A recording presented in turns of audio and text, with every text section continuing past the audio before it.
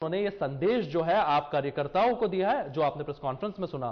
खबरों की तरफ आगे बढ़ते हैं। तकनीक के इस दौर में पूरी दुनिया तेजी से बदल रही है, लेकिन आज भी समाज के कुछ ऐसे लोग हैं जो लालच के चक्कर में किसी की बेटी को दहेज में भेंट चढ़ा रहे हैं। एक तरफ बालिका शिक्षा, महिला सशक्तिकरण को लेकर बातें की जाती है, तो दूसरी ही तरफ उन महिलाओं को दहेज के लिए प्रताड़ित किया जाता है। आज भी समाज में कुछ लोग ऐसे हैं जो दहेज की मांग करते हैं, लेकिन जब लड़की और उसके परिजन दहेज देने में असमर्थ हो जाते हैं तो उन्हें प्रताड़ित करना शुरू कर देते हैं। आए दिनों दहेज को लेकर हत्या और सुसाइड जैसी खबरें जो है वो लगातार देखने को मिलती हैं। आप और हम दोनों सुनते हैं। कई बार बेटियां ससुराल पक्ष के डिमांड में इतना परेशान हो जाती है कि वह मौत को अपने गले लगा लेती हैं। इस तरीके के पूरे मामले जो है आजकल सामने आ रहे हैं। इसी मुद्दे को लेकर के जालौन से इंडिया न्यूज के संवाददाता मफतलाल ने कुछ लोगों से बात की है, उनकी राय जानी है। आप हमारी ये खास रिपोर्ट देखिए।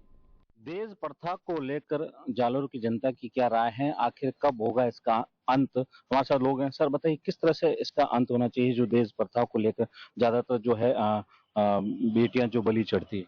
यह देश देवताओं द्वारा निर्मित ऋषि मुनियों का देश है। यहाँ पे मातृ शक्ति की पूजा होती है। शास्त्रों में कहा गया है कि यत्र नार्यस्तु पूज्यन्ते रमन्ते तत्र देवता। यहाँ कन्याओं बालिकाओं की पूजा अर्चना होती है, चरण धो जाते। आज हम 21वीं सदी में चांद तक पहुंच गए, परंतु आज हमारे यहाँ देश में ये बहुत बड़ा कलंक है। दहेज के कारण जगह जगह देखने में आ रहा है कि बच्चियों को जिनकी शादी हो जाती है उन्हें दहेज के कारण मार भी दिया जाता है, आत्महत्या करती है, जिंदा जला दिया जाता है। और देखने में आता है कि इस दहेज के कारण बालिकाओं को अच्छे वर भी नहीं मिलते हैं। और सही देखने में जाए तो ये जो दहेज है ये एक भीख मांगने का नया तरीका है। तो ये बड़ा ही दुर्भाग्य की बात है। हम सबको जागरूक होना पड़ेगा। दहेज लेना भी पाप है और देना भी पाप है, ये जागरूकता आनी चाहिए, तो जरूर अत्याचार मिटेगा। और भी लोग उनसे भी जानते हैं। आप बताइए, दहेज को लेकर किस तरह से सोचते हैं? क्या दहेज प्रथा खत्म होनी चाहिए पूरी तरीके से? बिल्कुल होनी चाहिए। ये समाज के अंदर बहुत बड़ी एक कुप्रथा है और ये शिक्षा के माध्यम से ही हो सकता है।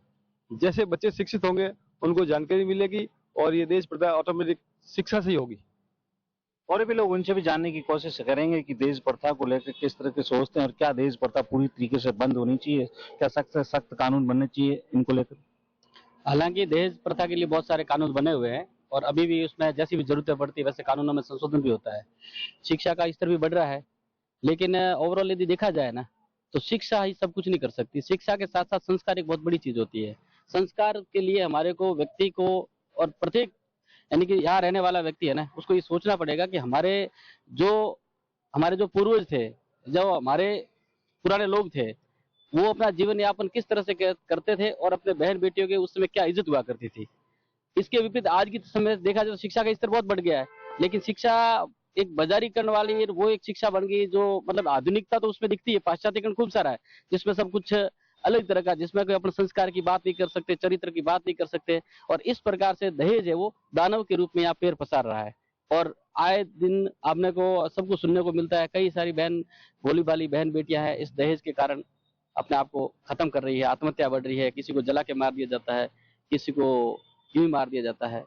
तो इसके लिए मेरा मानना है कि शिक्षा के साथ ऐसी व्यवस्था करिए जिसमें संस्कारों की बातें हैं, चरित्र की बातें हैं और आपसी प्रेम भाव से इसको निपटा जा सकता है। ये थे लोगों का कहना था कि जिस तरह से दहेज प्रथा है वो एक तरह से कुप्रथा है और इसके खिलाफ जो है लोगों को जागरूक होना पड़ेगा। यहाँ तक कि समाज को जागरूकता इसके अंदर लानी पड़ेगी, तब जाके